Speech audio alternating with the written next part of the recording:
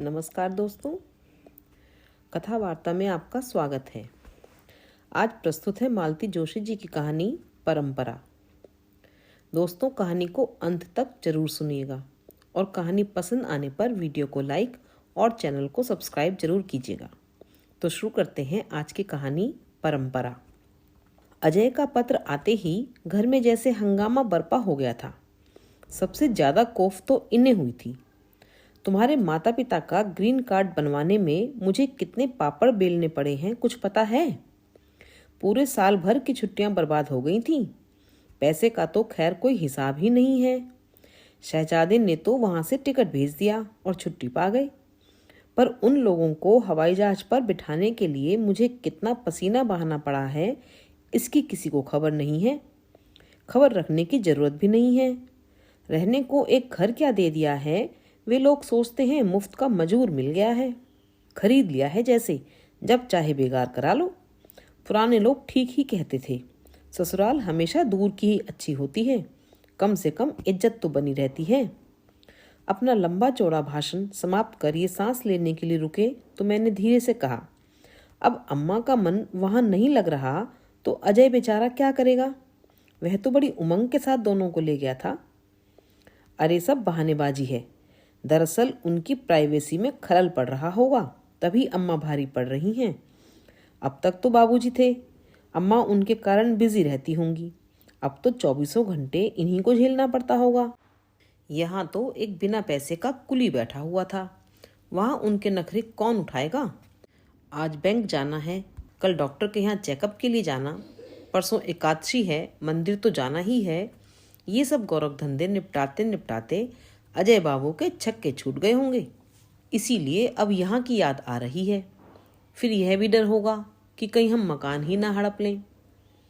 अम्मा पूरे 3.5 साल बाद लौट रही थीं। उन्हें हवाई जहाज पर चढ़ाते समय मैंने जैसे उन्हें आखिरी प्रणाम किया था। उन लोगों के लौटने की कभी कोई आशा नहीं थी। बार बार इतना किराया कौन खर्च कर सकता है? और हम लोगों का तो अमेरिका जाने का सवाल ही नहीं उठता था। बम्बई तक का किराया ही बड़ी मुश्किल से जुटा था। बाबूजी की मृत्यु की खबर पाकर भी सिवाय आंसू बहाने के मैं कुछ नहीं कर पाई थी।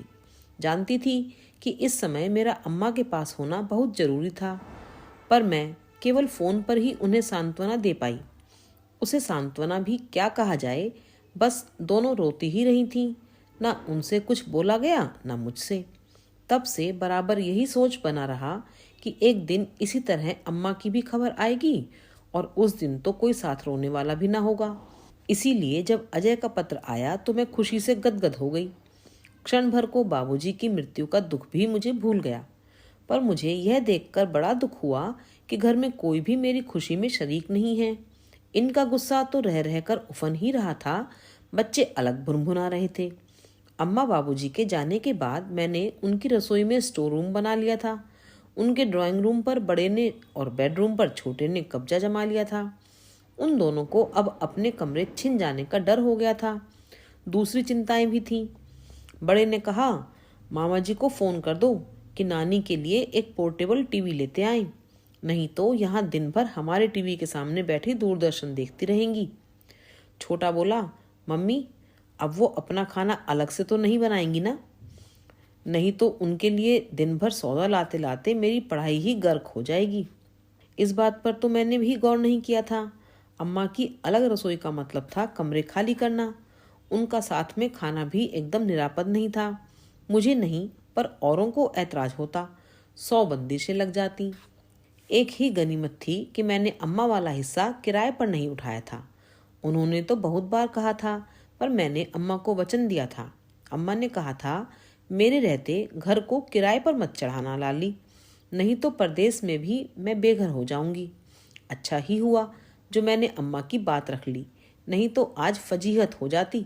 वैसे इनकी तरह मुझे भी आशा नहीं थी कि अम्मा लौट आएंगी। उन्हें विदा करके एक तरह से मैं निश्चिंत हो गई थी। कहने को अपने ही माँ बाप थे, पर मन पर एक भार सा था। लगता था जो कुछ भी होना है इनके बेटे के सामने हो, मुझे जवाबदेही न करनी पड़े। अम्मा बाबूजी भी बड़े शौक के साथ गए थे। अपने बेटे बहू के पास जाने का किसे शौक नहीं होता। यहाँ रहकर भी उनकी आत्मा अजय में उसके दोनों बेटों में बसती थी। उन लोगों को बड़ी प्रसन्नता थी कि जिंदगी के आखिरी पड़ाव पर वे अपने बेटे के साथ होंगे। पर 6 महीने बीतते न बीतते उनका मोह भंग हो गया। अकेलापन उन्हें घुन की तरह खाने लगा। यहाँ पूरे मोहल्ले की ताईजी बनी थी अम्मा। वहाँ कोई बात पूछने वाला नहीं था। अड़ोस पड़ोस का पता ही नहीं था। सब जैसे कांच की डिबिया में बंद थे। सुबह होते ही सब जैसे पंख लगाकर उड़ जाते, शाम ढले घर लौटते और दड़बों में दुबक जाते। अपनों का भी यही हाल था। किसी चीज की कमी नहीं थी, पर वे लोग बात करने को तरस जाते थे। दिन भर टीवी के सामने बैठे रहो या दीवारों से सिर फोड़ो। शाम को सब थके हारे लौटते। अजय और नेहा तो फिर भी थोड़ा बतिया लेते थे, पर बच्चों की तो दुनिया ही अलग थी। बाबूजी फिर भी थोड़ा बोल लेते थे, पर अम्मा तो उतनी अंग्रेजी भी नहीं जानती थी। बस हाय हेलो तक का ही रिश्ता था। कोई ना मिले तो अम्मा मेहरी से घंटों गप्पे लड़ा सकती हैं, पर परदेश में तो उसकी भी सुविधा नहीं है। इस संवादहीनता से अम्मा बहुत जल्दी ऊब गईं और उनका मन अपने चिर परिचित माहौल के लिए छटपटाने लगा। बाबूजी के पत्रों से मुझे अम्मा की इस अकुलाहट का पता चलता। उस जमाने की 8वीं पास है अम्मा, पर चिट्ठी पत्री हमेशा बाबूजी से ही लिखवाती रहीं। बाबूजी का आखिरी पत्र बड़ा ही हृदय स्पर्शी था। बिटिया, पिछले 35 सालों से दमे से जूझ रहा हूँ। हर बार सर्दी के मौसम में ऐसा लगता है कि बस अब बुलावा आ ही गया है, पर तुम्हारी अम्मा हर बार मुझे यम के द्वार से लौटा लाती है। यह उसी के पुण्यों का फल है कि अब तक सांस ले रहा हूँ, पर इधर जानलेवा ठंड के सामने लगता है कि वह भी हार जाएगी। बाबूजी के हर पत्र में मैंने अम्मा के अकेलेपन को महसूस किया था। बाबूजी की मृत्यु की ओर बढ़ते कदमों की आहट पा ली थी, लेकिन किसी दिन मेरी हिम्मत नहीं हुई कि उन्हें वापस बुला लूं। पैसा तो खैर अजय का ही खर्च होना था, पर उसके लिए मेरा 2 पंक्तियों का निमंत्रण भी जरूरी था। पर मैं मौन बनी रही।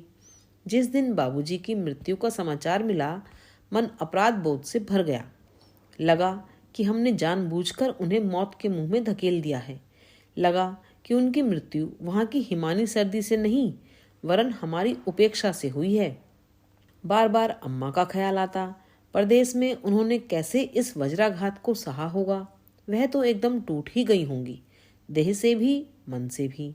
उनकी हाथ हाथ भर चूड़ियां और अठन्नी भर बिंदी याद आती और मन कांप उठता। हे ईश्वर, अम्मा वहीं बनी रहती तो अच्छा था। उनका वह निराभरण रूप मैं कैसे देख पाऊंगी, कैसे सह पाऊंगी। बम्बई जाने का इनका जरा भी मन नहीं था। बोले, अम्मा अकेली तो है नहीं, अजय भी साथ आ रहा है और उसका सब देखा भाला है। बेकार पैसे फूकने से क्या फायदा। पर मैंने ही उन्हें ठेल ठाल कर भेज दिया। अजय अकेला होता तो कोई बात नहीं थी, पर इस बार अम्मा साथ थी। वह भी इस हादसे के बाद स्वदेश लौट रही थी। यहाँ की व्यवस्था का भार ना होता तो मैं भी साथ चली जाती, पर किसी न किसी को तो जाना ही था। बच्चों को स्टेशन भेजकर मैं घर पर ही प्रतीक्षा करने लगी। भेंट के उस क्षण को मैं जैसे भरसक दूर ठेल रही थी। दरवाजे के सामने टैक्सी रुकी तो मैंने कांपते हाथों और धड़कते दिल से दरवाजा खोला। जब तक मैं बरामदे की सीढ़ियां उतरती, अम्मा गेट खोलकर अंदर आ गई थीं। उन्हें देख मन एक अपूर्व आनंद से भर गया। बाबूजी साथ नहीं थे, पर लगा कि पिछली टैक्सी से जैसे आ ही रहे हैं। उनके ना होने का एहसास मन से एकदम उतर गया। अम्मा थोड़ी दुबलाई जरूर थीं, पर उनमें और कोई फर्क नहीं आया था। मुझे बहुत अच्छा लगा। अच्छा ही हुआ कि यह दुर्घटना विदेश में घटी, नहीं तो यहाँ तो घर में इतने सारे लोग थे, इतना सारा काम था कि अम्मा के गले लगकर ठीक से रो भी ना पाई। इतने दिनों में शायद अम्मा के भी आंसू सूख गए थे, लेकिन यह मेरा भ्रम था। दोपहर को जरा सा एकांत और फुर्सत मिलते ही उनका बांध टूट गया। आंखें गंगा जमुना की तरह बह निकली। सिसकियों के बीच उन्होंने बाबूजी के अंतिम क्षणों का वर्णन किया। यह भी बताया कि कैसे वे अपनी मिट्टी के लिए, बच्चों के लिए तड़प रहे थे। फिर अम्मा ने उनकी अंतिम इच्छा के बारे में बताया। बाबूजी ने अजय से कहा था कि अम्मा उनके जाने के बाद भी वैसी ही बनी रहेंगी। उनकी वेशभूषा में कोई परिवर्तन नहीं होगा। यह बात सुनकर मेरा मन अपने दिवंगत पिता के प्रति श्रद्धा से भर उठा। अम्मा ने उनकी दीर्घायु के लिए कितने व्रत अनुष्ठान किए थे, उनकी कितनी सेवा शुश्रूषा की थी, अच्छे बुरे वक्त में कैसा साथ दिया था, इसे उनसे बेहतर कौन जान सकता था। और अम्मा की तपस्या का प्रतिदान इससे अच्छा क्या हो सकता था। दुनिया में कितने पति हैं जो इस तरह पत्नी को सम्मानित करते हैं। दूसरे दिन से मिलने वालों का तांता शुरू हो गया। जैसा कि मुझे अनुमान था, अम्मा को देखते ही महिमा मंडल का सांत्वना का भाव तिरोहित हो जाता। सबकी आंखों में एक प्रश्न उभर कर आता। फिर मैं दबे स्वर में सबको बाबूजी की अंतिम इच्छा के बारे में बताती। तब कुछ आंखें आदर से और कुछ आंखें विस्मय से भर उठती। बाहर जाकर शायद वे उपहास भी करती हों, पर यहाँ से तो बड़ी शालीनता से ही विदा होती। कई बार अम्मा विचलित हो जाती तो मैं कहती, अम्मा, तुम अपने पति की इच्छा का ही पालन कर रही हो और यह कोई पाप नहीं है। 3-4 दिन इसी गहमा गहमी में बीत गए। फिर संवेदनाओं का ज्वार कुछ थमने लगा। अम्मा भी कुछ प्रकृतिस्थ हो चली। वे पहले की तरह मेहरी से, जमादारिन से, पड़ोस की काकी से बतियाने लगीं। फुर्सत मिलते ही अपने बक्से में बंद गृहस्थी खोलने का मन बनाने लगीं। पर अजय मुझे कुछ अनमना सा लगा। इस बार उसके पास ज़्यादा छुट्टियां नहीं थीं। मैंने कहा, अजय, 2-4 दिन के लिए बरेली जाना हो तो हो आओ। वे लोग राह देख रहे होंगे। वैसे कायदे से इस बार उन्हें यहाँ आना चाहिए। दीदी, वे लोग कल सुबह यहाँ आ रहे हैं। अच्छा, मुझे तो किसी ने बताया ही नहीं। और किसी को चाहे न बताता, पर तुम्हें तो बताना ही था। दरअसल मैं बहुत परेशान हो गए हो, यही ना? भला इसमें ऐसी परेशान होने वाली क्या बात है? मोहित का कमरा खाली करवा देती हूँ। इत्मीनान रखो, तुम्हारे ससुराल वालों को किसी प्रकार की असुविधा नहीं होने दूंगी। असुविधा का तो कोई प्रश्न ही नहीं है। वे लोग शायद शाम की गाड़ी से चले ही जाएं। तो खाने के लिए परेशान हो? मैं पड़ोस की काकी से कह दूंगी। वैसे मेरे यहाँ खाने में भी कोई हर्ज नहीं है। खाने पीने का कोई झंझट नहीं है, यहीं खा लेंगे। मेरे यहाँ आते हैं तो खाते ही हैं। तो फिर क्या बात है? बात और क्या होगी? अम्मा को देख तो रही हो। क्यों? अम्मा को क्या हुआ? वे लोग देखेंगे तो क्या सोचेंगे? अजय, कौन विश्वास करेगा कि तुम फिजिक्स के प्रोफेसर हो और पिछले 12 साल से अमेरिका में हो? दीदी, फिजिक्स की प्रोफेसरी का परिवार की परंपराओं से कोई संबंध नहीं है और यह अमेरिका नहीं, हिंदुस्तान है। यहाँ की सामाजिक मान्यताएं अलग हैं। मैं अपने ससुराल वालों के सामने अपनी हेठी नहीं करवाना चाहता। नेहा भी इसी बात से परेशान थी। मैं विस्मय से उसे देखती रह गई। ऐसे क्यों देख रही हो? सोच रही हूँ, क्या सचमुच तुम्हें अपने परिवार की परंपराएं याद हैं? सामाजिक मर्यादाओं का भान है? तो भाई मेरे, इस घर की परंपराएं तो उसी दिन टूट गई थी जिस दिन तुमने यहाँ पहला अंडा फोड़ा था। इस परिवार की मर्यादा तो उसी दिन भंग हो गई थी जब बरेली वालों की बिटिया जीन्स पहनकर हवाई जहाज से उतरी थी। तुम्हें मालूम है, इस घर की बहुएं बुजुर्गों के सामने कभी खुले सिर नहीं निकलती थीं। पर नेहा ने तो जैसे सारी मान्यताएं ही ताक पर रख दी थी। उतनी बेपर्दगी तो कभी इस घर की लड़कियों ने भी नहीं की। उसके खुले गले वाले गाउन और बिना बाहों के ब्लाउज देखकर तो बाबूजी भी शर्म से मुंह फेर लेते थे। तुम्हें मालूम है, इस घर की बहुएं हमेशा सबसे पहले जागती थीं, सबको खिलाकर खाती थीं, सबके बाद सोती थीं। इस घर की बहुओं ने कभी बड़ों का नाम नहीं लिया। पति का नाम लेने का तो सवाल ही नहीं उठता। तुम्हें बरेली वालों की बड़ी फिक्र हो रही है। बताओ, उनकी बिटिया ने इनमें से किन परंपराओं का पालन किया है, या कि सारी परंपराओं का ठेका अम्मा ने ही ले रखा है? मेरी बमबारी से वह थोड़ी देर के लिए हतप्रभ हो गया। फिर धीरे से बोला, मेरे ससुराल वालों की बात जाने दो। वे तो एक दिन के लिए आएंगे और चले जाएंगे, पर अपने ससुराल वालों का तो ख्याल करोगे कि नहीं? क्या मतलब? जीजाजी भी खुश नहीं हैं। मुझसे कह रहे थे कि तुम अमेरिका क्या चले गए, तुम्हारा तो पूरा कुनबा ही साहब हो गया। मैं तो सन्न रह गई। शर्म से, गुस्से से भीतर तक लाल हो आई। अपने पति के स्वभाव से, आदतों से मैं परिचित थी। अजय के लिए, अम्मा बाबूजी के लिए उन्होंने कभी कोई अच्छी बातें नहीं कही। हमेशा व्यंग्य या उपहास ही किया, पर मैंने कभी उन पर ज़्यादा ध्यान नहीं दिया। जानती थी कि यह उनका हीन बोध है।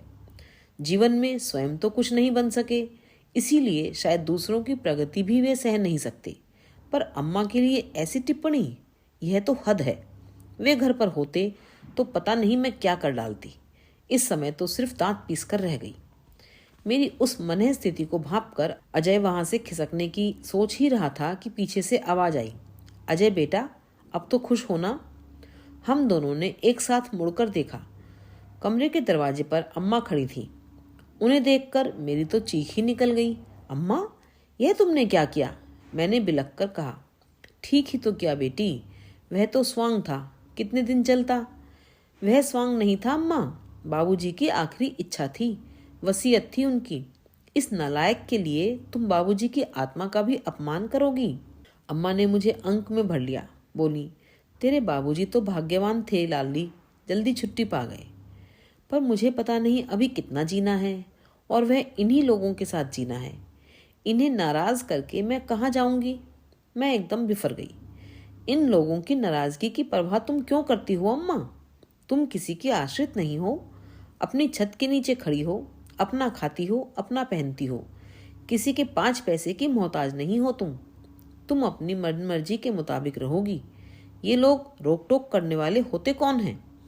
अम्मा एक फीकी सी हंसी हंस दी। अपनी मनमर्जी क्या होती है, यह तो कभी जाना नहीं बेटी। बचपन में अपने बाबूजी की कही करते रहे, शादी के बाद तुम्हारे बाबूजी की कमान में रहे, उनकी हर बात सर माथे ली। ये सधवा का रूप भी धरा था, सो उन्हीं की आज्ञा थी, नहीं तो मेरी क्या बिसात थी। उनके बाद अब अजय बाबू ही घर के मालिक हैं, उनका कहा तो मानना ही होगा ना। चौथापन में बेटे से बिगाड़ करके मेरा क्या बनेगा? अंत में आग पानी तो उसी को देना है। मेरे सारे तर्क हार गए थे। अम्मा ने कितने नपे तुले शब्दों में नारी जीवन को परिभाषित कर दिया था। उसका कोई स्वतंत्र अस्तित्व ही नहीं है। वह हमेशा से पुरुष के अधीन रही है, चाहे वह पिता हो, पति हो या बेटा। यही उसकी नियति है, यही त्रासदी है और यही परंपरा है। अभी आप सुन रहे थे मालती जोशी जी की कहानी परंपरा।